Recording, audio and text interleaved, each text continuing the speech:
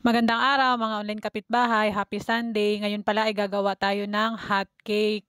Ang ginamit ko pala na harina ay yung ready to mix na, nabibili lang yun sa mga tindahan. Maglagay lang ako ng isang itlog, tapos kalahating basong tubig. Pag ganyan ang texture, pwede na yan. Dito naman ay nagpainit na ako ng aking lulutuan. Pinunasan ko lang ng mantika. Pagkatapos isalang na natin ang ating mixture.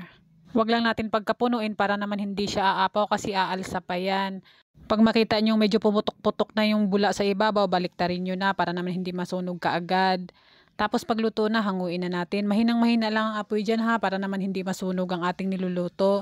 Nasa 200 grams lang pala yung niluto ko dyan, kaya naglagay lang ako ng isang itlog, tapos kalahating basong tubig. Kung mas marami kayong lulutuin, idagdagan nyo na lang. Basahin nyo na lang, nasa box naman ng instruction. Ituloy lang natin ang pagluluto hanggang sa matapos nating lutuin ito lahat.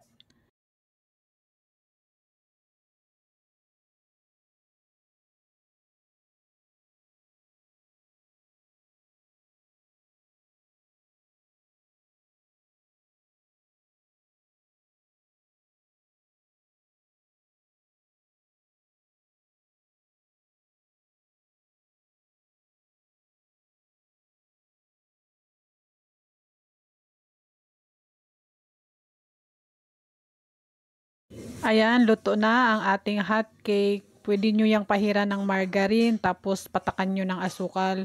Ako ayoko, tama na yan sa akin.